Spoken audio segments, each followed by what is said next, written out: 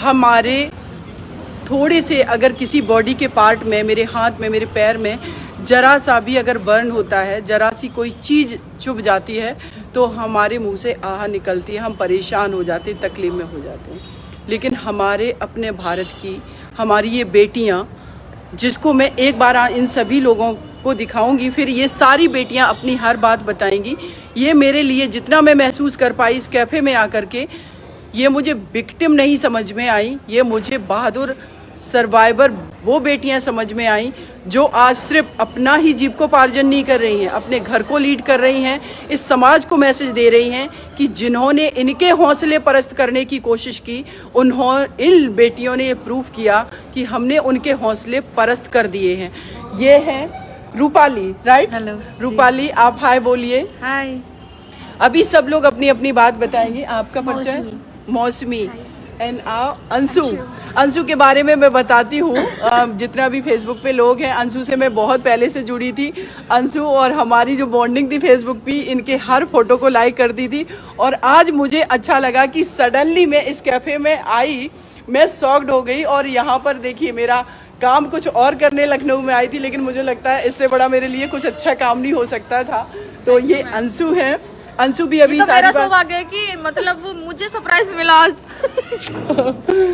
तो देखिए, अंशु भी अभी बात बताएंगे। आपका नाम बेटा? नगमा। हेलो। सॉरी? नगमा। नगमा। कोई नहीं। आपका? गरिमा। गरिमा। एंड ये देखिए, ये है हमारी रितु, राइट? देखिए, मैं नाम से भी इन लोगों को जानती हूँ, क्योंकि ये मैं वाकई में, मेरी फीलिंग्स थी, भावनाएं थी कि आप लोगों से मिलूं। और आज ये मैं किस्मत वाली हूँ कि मैंने इस पवित्र स्थल पे कदम रखा है। तो ये मेरे भाई हैं। आप अपना नाम बताइए। रिंकू मिश्रा। जी? रिंकू मिश्रा। रिंकू मिश्रा। देखिए, यहाँ पर आप लोगों को बताना चाहती हूँ कि सर ने जितना, मुझे आलोक सर ने बताया कि मैम रेशियो जो है वो 50-50 का है। सिर्फ हमारी बेटियों के ऊपर एसिड नहीं फेंके जा रहे, बेटों के ऊपर भी फेंके जा रहे। तो ये जो है एसिड जो लोग फेंक रहे हैं, ये एक बुराई है समाज में। और बुराई जो ये है किस तरीके की है, किसी बेटी ने किसी को शादी करने से मना कर दिया, किसी ने किसी का प्रपोजल एक्सेप्ट करने से मना कर दिया, या किसी के घर में आपस में कभी लड़ाई हुई तो उन्होंने भी बेटी से बदला लेने का अपना टारगेट कर लिया, बेटियों को टारगेट कर लिया। लेकिन एक बार उन्होंने ये नहीं सोचा कि ये सिर्फ एक बेटी पर एसिड नहीं फेंक रहे, उसको ये पूरी तरीके से डिस्ट्रॉय करने की, उसकी आइडेंटिटी को डिस्ट्रॉय करने की कोशिश कर रहे थे। तो ऐसे लोगों की जो मानसिकता है, वो मानसिकता मैं कहना चाहती हूँ, जितने भी हमारे लोग अभी सुनेंगे, और मुझे पता है ये मिलियंस में हमारे भाई देखने वाले हैं, वो एक ही मैसेज दें कि इन बेटियों के साथ जो अपराध हुआ, जो अपराधी हैं उनके हौसले परस्त होंगे। इन बेटियों की जो सबसे बड़ी प्रॉब्लम है, ये बेटियां खुद बताएंगी, और उन सारी चीज़ों पे मैं भी बात करूंगी। तो मैं कहूंगी कि आप ऋतु एक बार आगे आएँ और बेटा आप अपनी बात बताएं कि किस तरीके से आपके साथ जब ये क्राइम हुआ, उस आपने क्या क्या फेस किया, और आज आप कैसे कैसे करके इन चीज़ों को हैंडल कर रही हैं, और अपने आप को आज पूरे देश के सामने ये मैसेज अपने माध्यम से देना चाह रही हैं कि हम लोगों का लाइफ जो है एसिड अटैक होने के बाद किस तरीके का है। जी।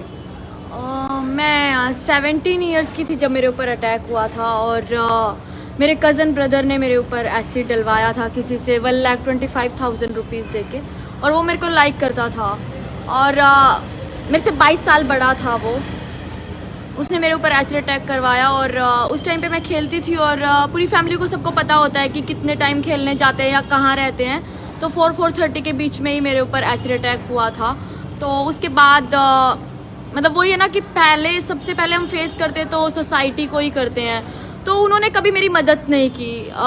मतलब मैंने देखा कि मेरे ही घर के आसपास के लोग हैं, और मैं रोड के ऊपर पड़ी हूँ, चिल्ला रही हूँ बचाओ बचाओ, पर कोई भी मेरे सामने नहीं आया मुझे हेल्प करने के लिए।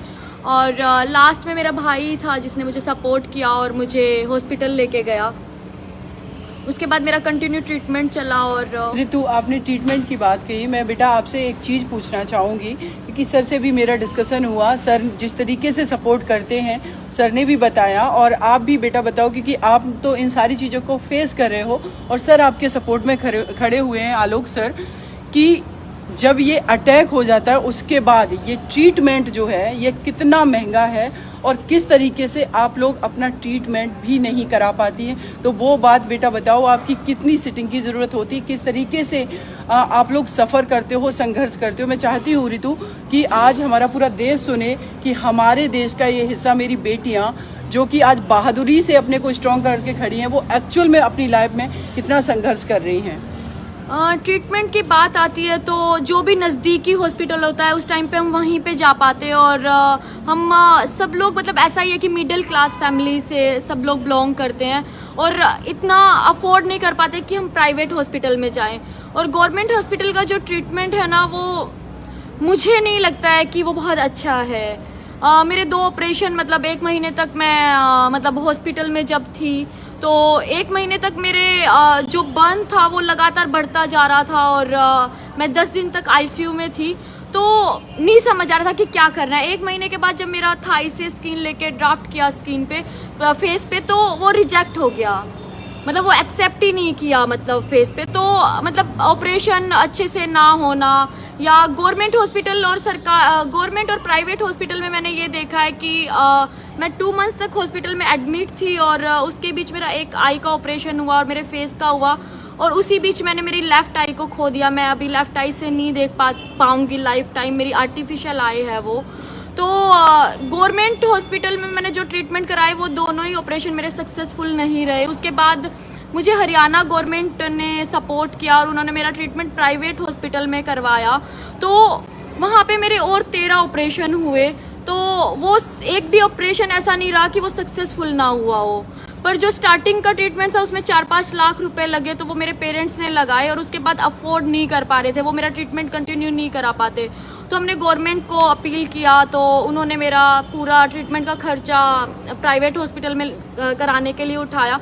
बट मैं देखती हूँ मेरे साथ जितनी भी मेरी दोस्त काम करती है या हम इस वाले कैफ़े में 15 लोग हैं और 15 लोग आगरा वाले कैफ़े में और 100 सर्वाइवर से हम कनेक्टेड हैं जिनके लिए हम काम करते हैं। तो उनका ट्रीटमेंट मतलब कितना मुश्किल होता है कराने के लिए। एक ऑपरेशन में 1.5 2 लाख रुपए लग जाते हैं और वो ट्रीटमेंट कितने लंबे समय तक चलता है और वो कितना पेनफुल होता है, तो उसको शब्दों में बयां करना तो बहुत ही ज़्यादा मुश्किल है। तो और छा फाउंडेशन जितने भी सर्वाइवर्स हैं उनके ट्रीटमेंट पे, उनके रिहैबिलिटेशन के लिए, जॉब के लिए, तो वो सब आलोक भाई और क्या होता है कि एक तो ट्रीटमेंट महंगे हैं, दूसरा हर एक शहर में मैं अवेलेबल भी नहीं है। जैसे बिहार में बिहार से सर्वाइवर बेचारा 2000-2500 किलोमीटर की दूरी तय करके जाता है, वहाँ क्या बोलते हैं चेन्नई, कई बार चेन्नई जाता है। जैसे आपकी बात करें, उस दिन हमको बता रहे थे 2500 किलोमीटर का ट्रैवल करके रिंकू भाई है उड़ीसा से हैं, उड़ीसा में कोई ट्रीटमेंट ही नहीं अवेलेबल है, तो ये वहाँ से इलाज के लिए मतलब वहाँ चेन्नई जाते हैं आंखों के इलाज के लिए, और रेगुलर फॉलोअप है। बल्कि मतलब बहुत कठिन है, मतलब बिहार के ज़्यादातर लोग दिल्ली आना पड़ता है क्योंकि उनके पास बिहार में PMCH एक हॉस्पिटल है जो जिसकी भी हालत बहुत ख़राब है। ऐसे ही मतलब जैसे आसाम से सर्वाइवर है, उनके पास वहाँ कोई सुविधा ही नहीं है। यूपी में कुछ हद तक कुछ हॉस्पिटल्स हैं जो थोड़े बेहतर हैं। तो मतलब बहुत ही ख़राब स्थिति इस तरह से भी है कि एक तो ट्रीटमेंट महंगे हैं। मैं आपको बताऊं, मैं कुछ लड़कियों को जानता हूं जिनको हम लोग अब तक निकाल के नहीं ला पाए। एक लड़की है बिहार की, उसकी दोनों आंखें नहीं हैं अभी। तो जब उसके घर वालों को पता चला कि दोनों आंखें नहीं है तो उन्होंने इलाज कराना बंद करा दिया। लेकिन वो दोनों आंखों से ऐसे बहा करती हैं आंखें वो, और आज चेहरा पूरा वो है। लेकिन चूंकि उनके लिए मुश्किल है कि उनकी फैमिली कहाँ से लेके, मतलब उनको लेके कैसे रहे, महीनों क्या सालों रहना पड़ेगा आपको। एक फैमिली मेम्बर को अपना कम से कम साल भर के लिए कहीं रहना पड़ेगा, तब उसके ट्रीटमेंट हो पाएंगे। तब उसके आंखों के लिए आपको दिल्ली तक में स्पेशल व्यवस्था नहीं है, आपको साउथ जाना पड़ता है, हैदराबाद या चेन्नई जाइए। तो इतना लंबा स्ट्रगल भी है। मतलब एक तो पैसा नहीं है, सरकार को कहा गया था सुप्रीम कोर्ट के द्वारा कि मतलब फ्री ऑफ कॉस्ट ट्रीटमेंट देना है। 2013 में ऑर्डर आया, 2015 में ऑर्डर आया, लेकिन कुछ भी नहीं हुआ है तब से अब तक। तो ये एक अजीब बात भी है। मतलब आप वकील हैं इसलिए मैं आपको ये बात जरूर बता रहा हूँ कि मतलब ये अजीब बात है कि कोर्ट के स्ट्रिक्ट ऑर्डर है, सामने साफ साफ कोर्ट के ऑर्डर है, फिर भी कोई सिस्टम नहीं बना है। और इतने महंगे इलाज को अफोर्ड नहीं कर सकते। मतलब सिर्फ इतना ही नहीं करना है कि इलाज लाना है, मुश्किल ये भी है कि इलाज के साथ साथ भी कुछ करना है। मतलब इलाज तो एक पार्ट हो गया, इलाज अफोर्ड कर ले इसके लिए कुछ सेंटर्स बनाने होंगे, कहीं रखना होगा। मतलब बहुत ही ख़राब स्थिति आपको बताऊं, छोड़ दिया गया है। लॉकडाउन था तो एसिड अटैक सर्वाइवर्स के लिए कोई स्कीम नहीं बनाई गई, सबको छोड़ दिया गया। हम लोगों ने यहाँ राशन जुटा के दिया है कुछ लोगों को, तो कोई योजना नहीं है मतलब सर्वाइवर को लेके कि उनकी हेल्प के लिए कोई योजना अगर ऐसी बन रही हो। तो इस तरह से है, मतलब कि पूरा अभी भी हम लोगों ने काफ़ी हद तक ऐसे कहें कि मतलब कैंपेन जरूर बनाया है, लेकिन शायद मेन स्ट्रीम के दिमाग से उतर जाती है बात। जैसे जब कभी कोई आफत हो, कहते हैं जब आपदा होती है तो पहले ध्यान उनका दिया जाता है जो मुश्किल में है ना। ये एक अच्छे समाज की पहचान है। लेकिन जैसे लॉकडाउन था उस दौरान लोगों ने अपनी नौकरियां खो दी, शीरोज कैफे भी नहीं चल रहे थे ठीक से, है ना, इलाज नहीं हो पा रहे हैं। अब किसी को, कुछ लोग के ट्रीटमेंट से, टूना जी हैं हमारी टीम मेंबर, उनकी आंख नहीं बच पाई, दोनों आंख, वो ब्लाइंडनेस से बच सकती थी, एक आंख में रोशनी आ सकती थी, लेकिन वो जा ही नहीं पाई। उनको अपॉइंटमेंट मिले थे डॉक्टर्स, वो पहुंच ही नहीं पाते थे। तो ढेर सारी दिक्कतें, मतलब ट्रीटमेंट को लेकर जब आप पूछे तो सिर्फ इतना ही नहीं कि पैसे नहीं है, पैसे तो एक छोटा पहलू है, शायद पैसे से ज़्यादा बहुत कठिन है ट्रीटमेंट। शायद हम व्यवस्थाओं की तरफ जब ध्यान जाता है तो देखते हैं कि हमारी कॉस्ट तो बहुत छोटी है, सर्वाइवर्स तो बहुत कम संख्या में, लेकिन कितना मुश्किल है कि हमको तो चाहिए कि हर एक स्टेट में, हर एक जगहों पे, मतलब शहर में इलाज हो, लेकिन वो तो संभव ही नहीं है। तो वही तरह की मतलब बहुत चैलेंजिंग है, मतलब बहुत लोग इलाज नहीं कराते हैं, इलाज करवाना छोड़ देते हैं। जैसी परिस्थिति में होते हैं कई लोग के हाथ मुड़ जाते हैं। मेरे ख्याल से यहाँ भी एक आध लोग होंगे जिन्होंने अपने इलाज नहीं कराया, जैसे आपका इलाज नहीं हो रहा है तो किसी गर्दन है मुड़ गई तो वो वैसे ही रह जाएगी, हाथ मुड़ गए, डिसेबिलिटी आ जाती हैं बहुत, चूँकि अधिकतर एसिड अटैक चेहरे पे होते हैं, तो टारगेट चेहरा होता है, तो इसलिए आंखें बहुत सारे केसेस में। अब ज़्यादातर लोग देखिए फरा की एक आंख पूरी तरह नहीं है, दूसरी आंख पे इतनी कम रोशनी है कि फ्यूचर में ब्लाइंडनेस देखना होगा इन्हें, ठीक है। यही हाल मतलब ऋतु का है, एक आंख पूरी तरह से खत्म है। अब और किसी का देखिए, रूपाली है इनका ब्लाइंडनेस इस लेवल का है कि मतलब कुछ समय बाद ब्लाइंडनेस की समस्या है उनको, क्योंकि दोनों आंखों में मिला के मुश्किल से 10% 15% रोशनी है उनके पास। मौसमी की देखिए आंखें प्रभावित, मतलब समझा रहे कि मतलब सबका क्या है कि ये बहुत ही वैसा नहीं है जिस तरह से हम लोग देख ही नहीं पाते एक्चुअली एसिड अटैक के सर्वाइवर्स की समस्याओं को ठीक से देख ही नहीं पाते किस स्तर की हैं।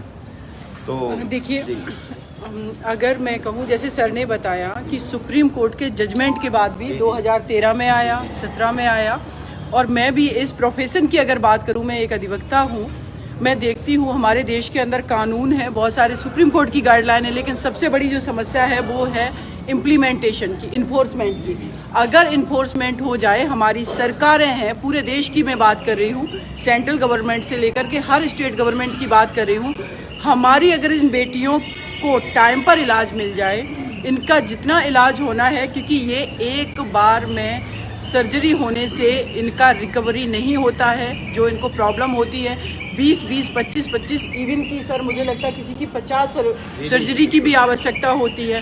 कल्पना करिए हमारे समाज के जो लोग हैं जिनकी ये ऐसी मानसिकता है कि उन बेटियों को ये लोग डिस्ट्रॉय, मानसिक रूप से पीड़ा पहुंचाते हैं, भावनात्मक रूप से पीड़ा पहुंचाते हैं और शारीरिक रूप से तो पहुंचाते ही हैं।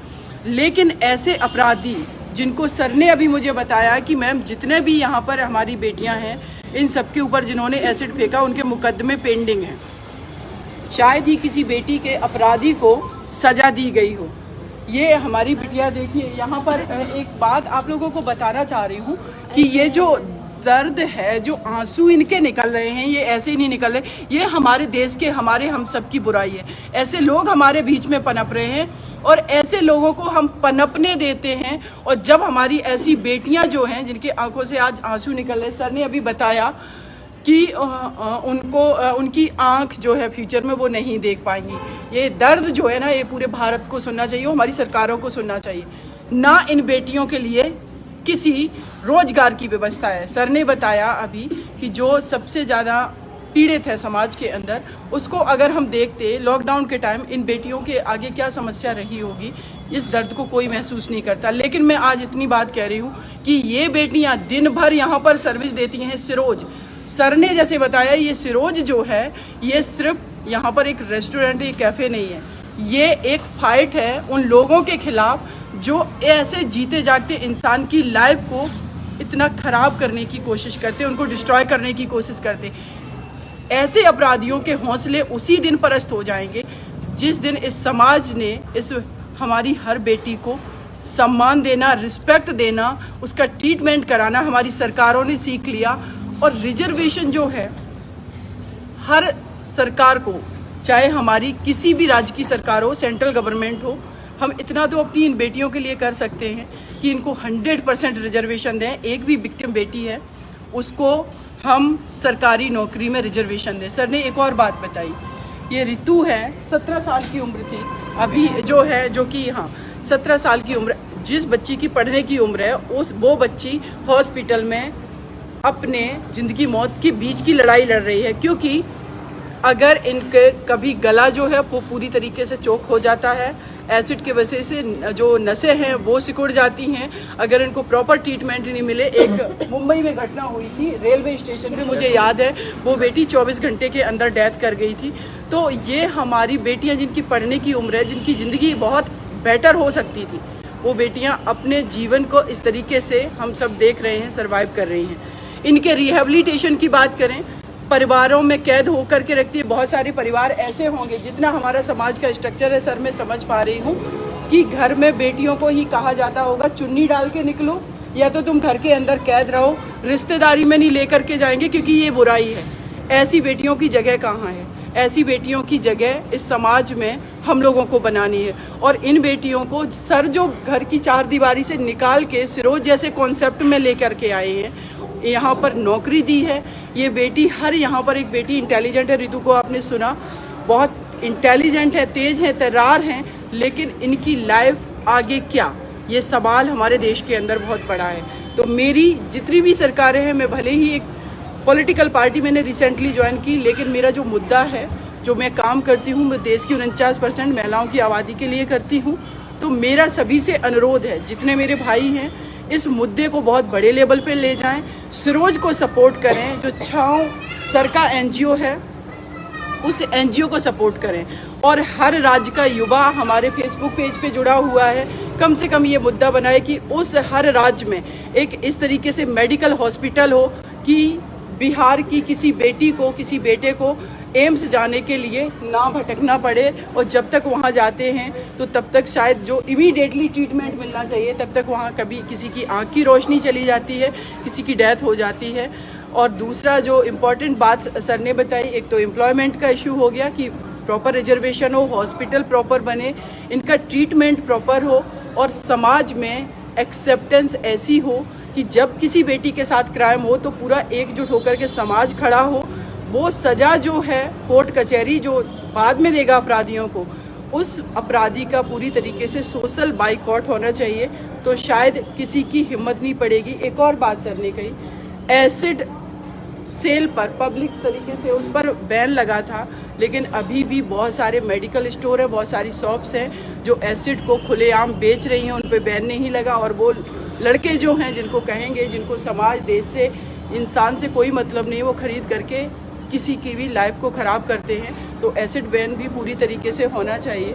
बाकी मैं कहूँगी कि सर और कोई बात है तो आप नहीं, मैं एक बात जरूर, कभी भी कोई कहानी ना, मतलब मुझे लगता है कहानियाँ भी लिखनी चाहिए तो उनमें एक सुखद एंड जरूर हो रहा है। मतलब भले ही मतलब इस कहानी, इस पूरी कहानी में अगर इसका एंड ऐसा ही हो, अगर ये लाइव ऐसा ही एंड हो जाए कि इतनी प्रॉब्लम है, इतना ये है, तो मुझे लगता है कि जो अटैकर है ना, उनके हौसले बढ़ जाएंगे, जो कि हम कभी नहीं चाहते कि किसी एक लाइव को देख के किसी का हौसला बढ़े। क्योंकि मुझे ऐसा लगता है कि ये जो समाज है, मतलब पूरा समाज में अभी भी अच्छे लोग बहुत ज़्यादा हैं, इसी वजह से समाज बचा हुआ है। और एक मैसेज समाज को बहुत अच्छे से समझना चाहिए कि जो अटैकर है, जो क्रिमिनल है, वो आपके ही भरोसे पे ये काम कर रहा है। बिल्कुल, उसने कोई और अपराध करना नहीं चुना, उसने जान लेना नहीं चुना है, उसने चुना था अपराध करना कि हम इस लड़की का चेहरा बिगाड़ देंगे, ताकि क्या होगा उसको पता था कि बाकी मतलब कि उसकी शादी नहीं होगी, या उसको लोग रोज़गार नहीं देंगे, या उसके ऊपर मतलब उसको ही दोष देंगे। तो ये काम हम अनजाने में कर रहे होते हैं।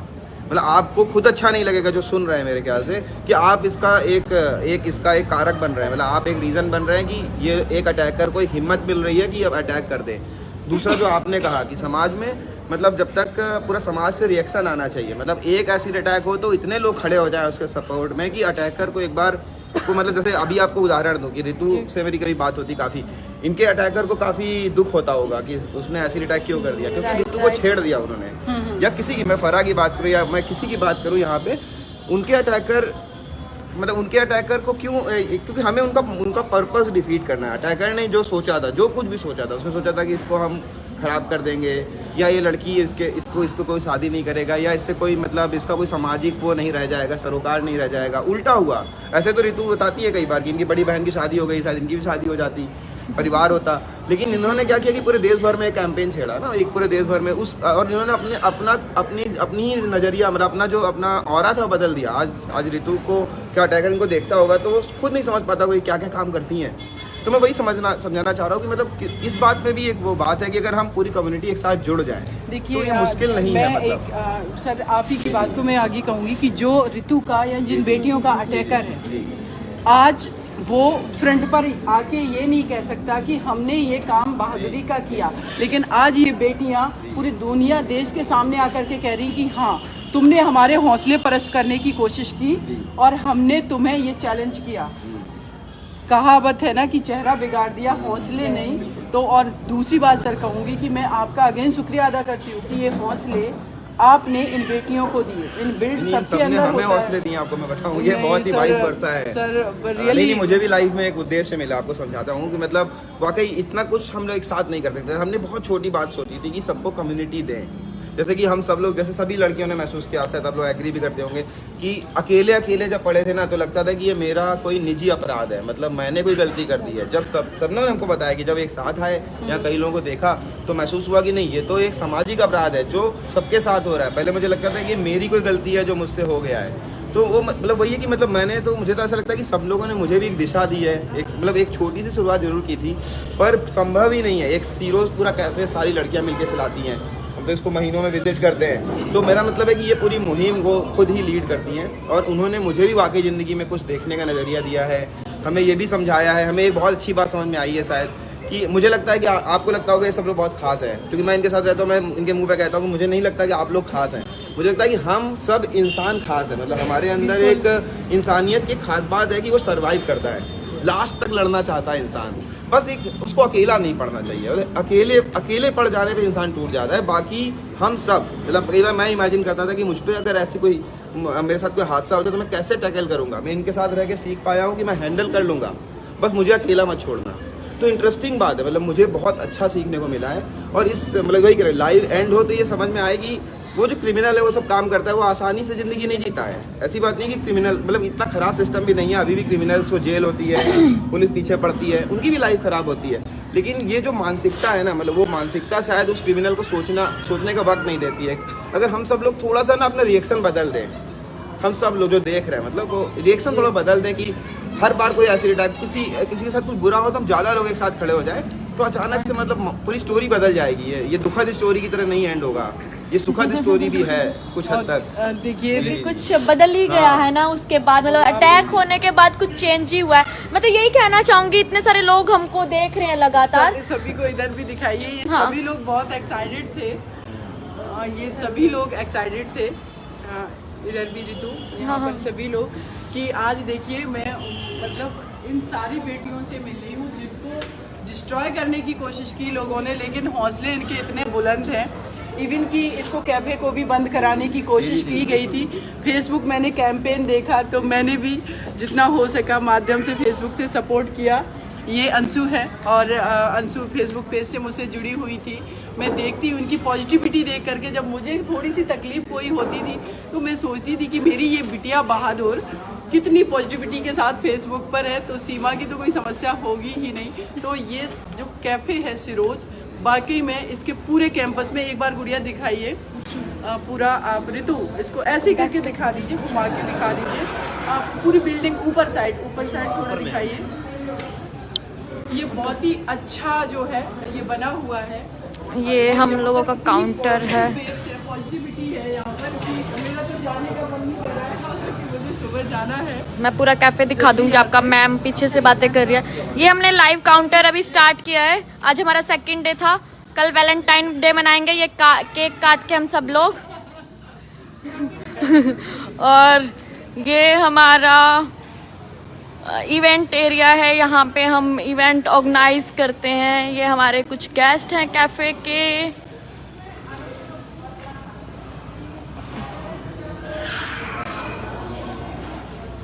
ये हमारा मॉकटेल काउंटर, ये हमारा सीटिंग एरिया।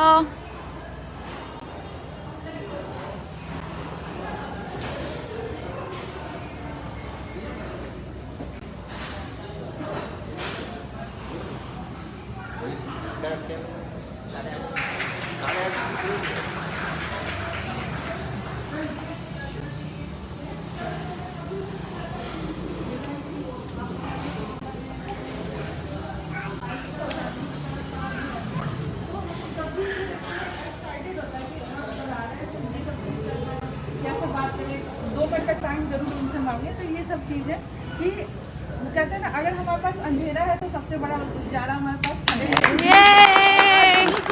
है कि हम सब लोग यहाँ पे मतलब शहर जो है एक परिवार है। उनके खिलाफ यही है, हम लोग तो फिर है ही। कितना अच्छे से कितना प्यारा बोलती है। आप बताइए अपने बारे में थोड़ा सा, आप बताइए। एक्चुअली मेरे ऊपर ये बहुत अच्छी आर्टिस्ट है मौसमी। एसिड अटैक 2015 में हुआ था, और अटैक के पहले मैं एक आर्टिस्ट थी, मतलब फिल्म आर्टिस्ट, बहुत मुझे मूवीज़ में काम करती थी। मेरा भी एक सपना था कि मैं आगे बढ़ूं और एक अभिनेत्री के नाम से जानी जाऊं, और शायद किसी को नहीं देखा गया, किसी अननोन पर्सन ने मेरे ऊपर एसिड अटैक कर दिया। उसके बाद काफ़ी ट्रॉमा मुझे झेलना पड़ा, क्योंकि जो मेरा ग्लो था वो टूट गया कि मैं कुछ नहीं कर पाऊँगी, मैं अपनी फैमिली को लेके आगे नहीं बढ़ पाऊँगी। लेकिन सबसे ज़्यादा मुसीबत का पल तब आता है जब हमारी फैमिली हमें सपोर्ट नहीं करती, क्योंकि जिस फैमिली के लिए हम आगे बढ़ते हैं, घर से बाहर निकलते हैं, कुछ करने की सोचते हैं, तो वही फैमिली जब हमारा सपोर्ट नहीं करती, हमको बीच मध्याह्न में छोड़ देती है बनने के लिए, तो ये सिचुएशन आ जाता है कि हम आगे सर्वाइव कैसे करें। मैंने भी एक समय पर सोचा था कि मैं मर जाऊँगी, आगे बढ़ूँगी नहीं, लेकिन मैंने अपनी माँ का चेहरा देखा। आज उन्होंने मुझे फिर बोला कि नहीं, तुम फिर से आगे बढ़ोगी और कुछ ना कुछ जरूर करोगी। लेकिन मेरे अटैकर का आज तक पता नहीं चला कि कौन है कौन नहीं है, लेकिन हाँ, मेरे अंदर आज भी विश्वास है कि आज नहीं तो कल मैं अपने अटैकर को जरूर देखूंगी, और फिर मैं उससे ज़रूर पूछूंगी कि मतलब तुम्हारे अंदर ऐसा क्या था जो तुमने मेरे पर एसिड अटैक किया। और उसके बाद जब मेरा 2016 में मेरी आंखों की रोशनी जब वापस आई, तो उसी समय मैंने फाइनली डिसीजन लिया कि मुझे कुछ ना कुछ करना है और आगे बढ़ना है, अपने पैरों पर फिर से खड़े होना है। तो मुझे छाँव के बारे में नहीं पता था, सिरोज के बारे में भी नहीं पता था। तो जब मैं क्योंकि उस समय ना मुझे मेडिकल ट्रीटमेंट मिलना बहुत मुश्किल था। लोगों ने तो सोचा था कि इसको किसी भी तरीके से मार देंगे, यहाँ तक कि मुझे टाइम पे एम्बुलेंस भी नहीं प्रोवाइड की गई थी। और जब मैं एक डॉक्टर हैं बनारस में थे, वो उन्होंने मुझे न्यूज़ पे देखा था कि इस लड़की के साथ ऐसा ऐसा हुआ है, तो उन्होंने खुद अपने तरफ से एम्बुलेंस वहाँ भेजी। मेरा बलिया में केस हुआ था, मैं फिर वहाँ से रेफर होकर बनारस गई, तो वहाँ के डॉक्टर ने कहते हैं कि शायद मैंने कहीं ना कहीं कुछ अच्छे कर्म किए होंगे जो मुझे वो डॉक्टर मिले, और उन्होंने एक बेटी के जैसा मेरे साथ ट्रीट किया। और आज मैं जो भी हूँ, शायद उनकी मेहनत और मेरी माँ की मेहनत है। Doctor Subodh, thank you. और बहुत ही अच्छे इंसान है। मतलब उन्होंने कहते ना, जब हमें पिता का सपोर्ट नहीं था, तो एक वो थे जो मुझे पिता बन के मेरा आज भी मैं उनको, मतलब मेरे पिता बाद में, लेकिन उनको पहले। एक अच्छी बात आपको बताता हूँ, सभी लड़कियों की लाइफ में एक आध आदमी इंसान है, लड़का लड़की कोई ना कोई, जो उनकी लाइफ में मतलब जिसने उनको टूटने से पहले बचाया, जो उनको बहुत बात करना चाहिए। का उदाहरण तो उनके भाई हैं रवि, दिन रात एक कर दिया, तब जाके रवि ने इनके लिए एक सिस्टम, मतलब एक गवर्नमेंट ने 20 लाख का वो दिया था, उससे इनका इलाज हो रहा है, शायद 20 लाख का था। और फिर थैंक यू। सब कहते हैं ना कि चेहरा खराब हो, इंसानियत जो है ना, अंशु के मम्मी पापा बहुत अच्छे हैं, इनके पापा बहुत ही कोऑपरेटिव है, इनके पापा ने इनको टूटने से बचाया, मैं तो ऐसे कहूँगा। बहुत अच्छे इंसान, मतलब इनको इतनी फ्रीडम दिया उन्होंने जितना शायद हमारे पापा ने हमें नहीं दिया होगा। बहुत ही, तो ये सब लोग सबके साथ, इनके आपके भाई ने एक भाई है ना, उनमें से कोई 3 भाइयों में से एक भाई शायद है, उन्होंने बहुत बचाया, उन्हें हिम्मत दी। तो ये भी है, मतलब हर जगह कुछ अच्छे, जैसे इन्होंने बताया डॉक्टर सुबोध ने मदद की, तो लोगों ने मदद नहीं करेंगे तो नहीं संभव है, यहाँ तक भी पहुँच नहीं पाएंगे। सब लोग कहते हैं ना कि चेहरा खराब हो जाने के बाद कोई उन्हें अपनाता नहीं है, कोई उनके पास नहीं जाता, लेकिन मैं बोलती हूँ कि मेरे लिए मतलब चेहरा ज़रूरी नहीं होता, लेकिन जो हमारी सीरत होती है ना, वो सबसे ज़्यादा ज़रूरी होती है। मेरी एसिड अटैक के बाद शादी हुई, और मेरे हस्बैंड बहुत ही अच्छे हैं, उनको मेरे हम लोगों की सबकी तरफ से बहुत बड़ा सैल्यूट। और मैं मतलब कहीं ना कहीं मुझे ऐसा लगता है ना कि ये सब देन मेरी सारे स्टाफ की है, और कहीं ना कहीं सर की भी है। शायद अगर मैं यहाँ नहीं आती तो शायद मेरी शादी नहीं होती, मैं आज 4 दीवारी के अंदर।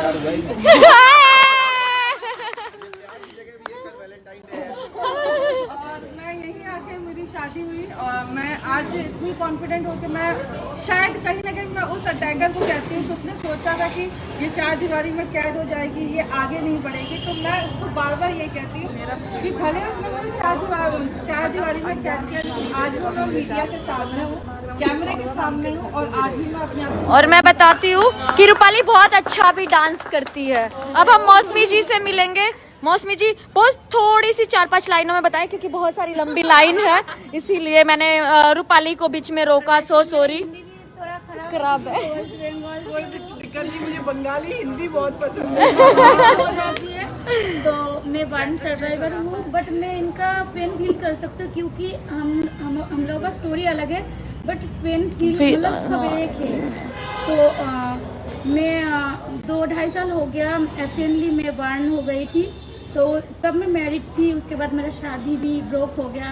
मेरा एक बेटी है ना, उनसे मैं मिली 2.5-3 साल हो गया, उनको पता भी नहीं है कि मैं जिंदा हूँ। तो उसके बाद सोसाइटी भी मतलब ऐसा मेंटली डिप्रेशन हो गई थी। तब मेरा मम्मी पापा दीदी था, मेरा पापा बहुत ज़्यादा मुझे सपोर्ट किया। तो उसके बाद मैं सोशल मीडिया पे सीरोज में मैं कनेक्ट थी। तो मतलब मुझे डर लगता था कि तो मैं बर्न हूँ, मैं ऐसी रदक नहीं हूँ, तो मुझे मिलेगा क्या, मतलब मुझे इनके साथ रहना था, क्योंकि मैं पूरा बंद हो गई थी पूरी 4 दीवारी में। तो मैंने आलोक सर से कनेक्ट की थी फेसबुक में। SMS करके मैं SMS डिलीट कर देती थी, मतलब मैं उनके साथ में SMS नहीं कर पाती थी। तो एक दिन हिम्मत करके मैंने कर दिया, तो सर का तुरंत रिप्लाई आ गया। तो मेरी ज़िंदगी उस दिन से स्टार्ट हो गया कि बदलाव आ गई। तो उसके बाद मैं कुछ दिन 1 महीने के बाद ही मुझे नोएडा बुलाया गया था। फिर तुरंत मेरा पहले तो मुझे मतलब मेरा जो नेक है पूरा एडजस्ट था और आंखों से अभी भी पानी आती है। तो मेरा एक साथ 3-4 सर्जरी हुआ चेन्नई में। जैसे सर बोला कि वेस्ट बंगाल बिहार में कुछ प्रॉब्लम है, सर्जरी नहीं होता है, तो मेरा भी सेम था। तो सर्जरी के बाद अभी जो मैं ऐसी बात करी कॉन्फिडेंटली, तो छाऊ से ना मैं जुड़ी होती, सीरोज की लड़कियों को ना देखी होती, मेरे अंदर इतना कॉन्फिडेंस नहीं आता। मैं अब हिंदी भी बोल पाती हैं ये? नहीं बोल पाती बिल्कुल नहीं। तो आज मैं बोल पा रही हूँ सब सर के और पूरी सीरोज टीम छाऊ फाउंडेशन से, मतलब बहुत ज़्यादा मैं मतलब कितना थैंक यू बोलूँ, मेरे से मतलब कम हो जाएगा। इनकी आँख में पानी आ रहा है ना, ये मेरा दोनों आंसू आँखें नहीं है, खुले होने मेरा की वजह आँख से के होता है, पानी लगातार ऐसे आता आती है है। और ये आँखें वीक होती जाएंगी साल दर साल, ऐसे होता है। और नगमा है, आप नगमा से मिलिए। नगमा बताइए अपने बारे में कुछ। मैं बलरामपुर यूपी से हूँ और मेरे साथ अटैक 2014 में हुआ था जब मैं 15 साल की थी। मेरे कज़िन ब्रदर ने किया था, बड़े पापा के लड़के ने। वो लाइक करता था और शादी करने के लिए बोल रहा था मुझसे, और मैंने मना कर दिया। अब उसने ऐसे डाला था, अरे बोलो। जब एसिड पड़ा उसके बाद से मतलब यही था कि मतलब इससे अच्छा मर जाना बेहतर है। मतलब तब तो वो सीरोज के बारे में भी नहीं पता था और मतलब किसी से मैं मिली भी नहीं थी उस टाइम पे। तो मुझे लगता था कि मतलब दुनिया में मैं एक अकेली ही ऐसी लड़की हूँ जो सर्वाइव कर रही हूँ। तो मुझे ऐसे ही लगता था कि मर जाना ही बेहतर है। तो जब मैं मेडिकल कॉलेज में अपना इलाज करवा रही थी और मेरे भाई मेरे साथ में थे, उन्होंने बहुत साथ दिया मेरे फैमिली वालों ने बहुत साथ दिया है। अभी सब जैसे बता रहे थे कि किसी के फैमिली वाले मतलब बोलते हैं घर पे बैठो, किसी फंक्शन में नहीं जाना है या कुछ भी। मतलब मैं तो एक रूम में रहती थी, फिर भी मेरे भाई लोग मतलब मुझसे बोलते थे कि तुम चलो मतलब साथ में। मतलब अभी कभी भी एहसास नहीं दिलवाया कि मतलब मैं जली हुई हूँ या मेरा फेस ख़राब है। बहुत ज़्यादा सपोर्ट किया मेरे भाइयों ने। फिर भी मैं मतलब बाहर नहीं निकलती थी। काफ़ी लोग मुझे देखने इसलिए आते थे कि वहाँ पे कि एसिड से जली हुई लड़कियाँ होती कैसी हैं। मतलब इसलिए नहीं आते थे कि वो जली हुई है क्या प्रॉब्लम है, वो इसलिए आते थे कि एसिड से जली हुई लड़कियाँ दिखती कैसी हैं, वो इसलिए आते थे देखने। तो बहुत बुरा लगता था कि मुझे नहीं मिलना है किसी से। और मैं जब भी कभी भी बाहर निकलती थी तो फेस कवर करके ही निकलती थी। मैं फर्स्ट टाइम यहाँ आई थी तो फेस कवर करके ही आई थी, लेकिन अभी ऐसा है मेरे लिए मुझे पसंद नहीं। अभी मुझे छाँव मेरे लिए ऐसा है कि मतलब मैं तो फिर ऐसे निकलती हूँ और मुझे मतलब ऐसा नहीं फील भी नहीं करती ज़रा सा कि मैं जली हुई हूँ। फेस कवर नहीं करती है, बस मास्क लगाना पड़ता है, मजबूरी है, कोविड चल रहा है ना। यही लगाएंगे। ये हमारी अंशु। हेलो, मेरा नाम अंशु है और सर ने तो बहुत बता ही दिया। मैं ऐसे बताना चाहूँगी कि अब इस स्टोरी में मतलब हंस के ही निकल तो मेरे ऊपर जो इंसिडेंस हुआ था वो 2014 में हुआ था और कल मेरे अटैक को 8 साल हो गए। कल थोड़ा सैड भी थे, लेकिन रोया फिर मैंने भी। देखा कि इन 8 सालों में मतलब कुछ गवाया है तो कुछ पाया भी है, तो मतलब दुखों के और दुख होने से सैड होने से क्या ही मिलेगा। और मेरे ऊपर एक मेरे से चौगनी उम्र के बुजुर्ग व्यक्ति ने ऐसे अटैक किया था और उस टाइम पे मतलब मेरी एज जब लड़कियां सपने देखना स्टार्ट करती हैं उसी एज में मेरे ऊपर ये अटैक हुआ था। उस टाइम पे मेरी एज जो 15 साल की थी और हम स्कूल जाते थे, तब मतलब वो बुरा व्यक्ति जो था वो मुझे परेशान करता था और मेरा साइकिल रोका और मेरे को बोला कि तुमसे प्यार करता हूँ, तुम्हारे साथ रिलेशन बनाना चाहता हूँ। तो उस दिन मुझे बहुत बड़ा मतलब ऐसे धक्का सा लगा कि मतलब इतने बुजुर्ग व्यक्ति जिनको हम दादाजी बुलाते हैं वो मेरे प्रति ऐसा कैसे सोच सकते हैं। घर में इतना फ्रीडम नहीं था और मतलब मम्मी पापा के सामने मतलब अपनी बात रखने की भी इजाज़त नहीं थी, क्योंकि मेरे गांव में ऐसा होता है कि लड़कियों को सपने देखने की इजाज़त तो होती है लेकिन उनको पूरा करने की इजाज़त नहीं होती है। तो जब लड़की 18 साल की होती है तो उसकी शादी कर दी जाती है और मुझे कहीं ना कहीं डर था अगर मैंने घर में बताया तो कहीं मेरी कम एज में शादी ना कर दी जाए, कहीं मुझे घर में ना कैद कर लिया जाए। हम पढ़ के ना कुछ करना चाहते थे तो मुझे ऐसा लगता था कहीं मेरी पढ़ाई ना रोक दी जाए। तो जब उनके मतलब हरकतें बढ़ती गई तो मैंने मतलब मम्मी को बताया। पहले मम्मी ने नोटिस किया, हम घर में रहते थे तो जो मम्मी मतलब स्कूल से मेरी शिकायतें आने लगी थी क्योंकि हम ना कभी छुट्टी नहीं करते थे घर से और जो मेरी मतलब स्कूल से शिकायत आई कि मतलब आपकी बेटी पढ़ने नहीं आती है और अटेंडेंस कंप्लीट नहीं है। तो मम्मी पापा ने मुझसे पूछा कि क्यों नहीं जाते हो, तो मैंने मतलब कोई ना कोई बहाना कर लेते थे हम। और फिर उसके बाद मतलब मम्मी ने बोला कि तुम्हारे साथ कुछ भी हो जाए हम हर सिचुएशन में आपका साथ देंगे। वो मुझे कॉन्फिडेंट फील कराया। तो जब मुझे लगा कि हाँ मतलब मुझे बता देना चाहिए, अगर मैंने नहीं बताया तो हो सकता है इससे बड़ी घटना कुछ हो सकती है मेरे साथ। तो मैंने जब मम्मी को बताया तो जैसे हर पेरेंट्स का रिएक्शन होता है ऐसे ही मेरे पेरेंट्स का रिएक्शन था। तो मम्मी पापा ने बहुत ज़्यादा मतलब गुस्से में किया कि कोई मेरी बेटी के साथ ऐसे कैसे कर सकता है। तो मेरे भाई ने उनको समझाया कि आप उनके वाइफ बच्चों को उनके घर पे जाके समझाइए। अगर आप लड़ाई झगड़े में बात करेंगे तो बात बिगड़ सकती है, अगर आप प्यार से बात करोगे तो मतलब हो सकता है कि वो कहीं ना कहीं आपकी बात समझेंगे। तो जब मेरे पेरेंट्स उनके घर पे बात करने गए तो जो उनके घर वाले थे और उन्होंने उनकी, क्योंकि हमारी सोसाइटी में होता है ना कि अपनी गलती हर कोई एक्सेप्ट नहीं करता है, तो उन्होंने भी एक्सेप्ट नहीं किया और मेरे घर वालों के साथ झगड़ा किया। फिर गांव वालों को भी पता चला तो गांव वालों ने भी बोला कि मतलब आप सुधर जाइए नहीं तो आपके खिलाफ मतलब कंप्लेन कराना पड़ेगा।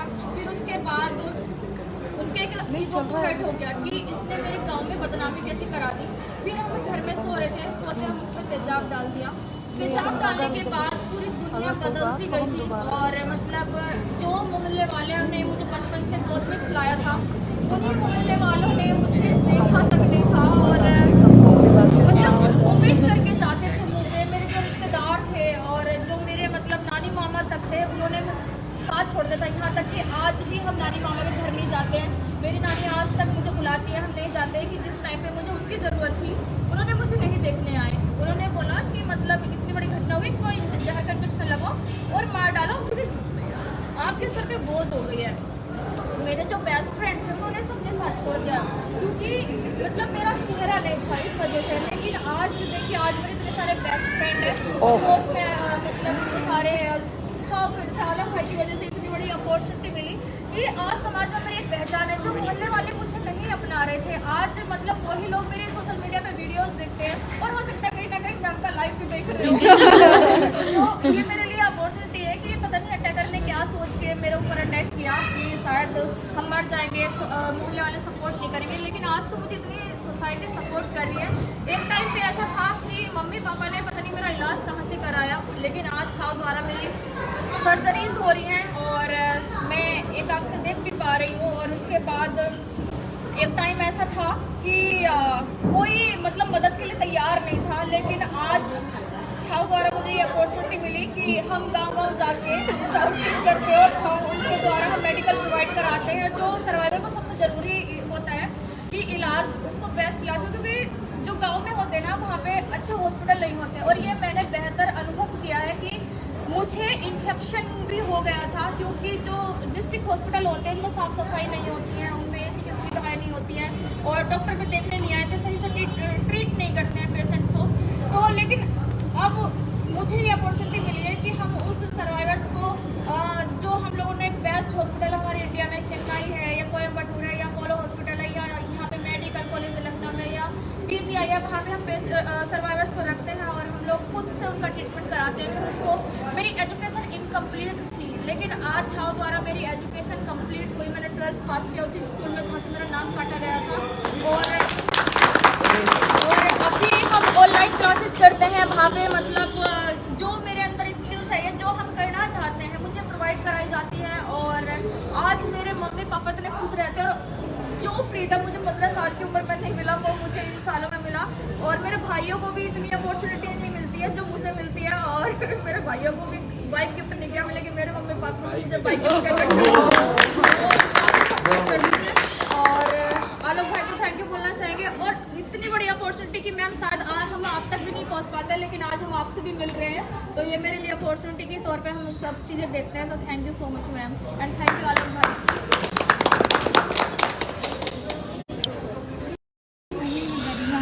बलिया से नहीं 12 दिन की थी तभी जल गए थे। ये इन्होंने अभी अभी हम लोगों को ज्वाइन किया है और ये बर्न सर्वाइवर हैं। और जब ये बहुत छोटी थी तो इनके साथ ये इंसिडेंट हो गया था।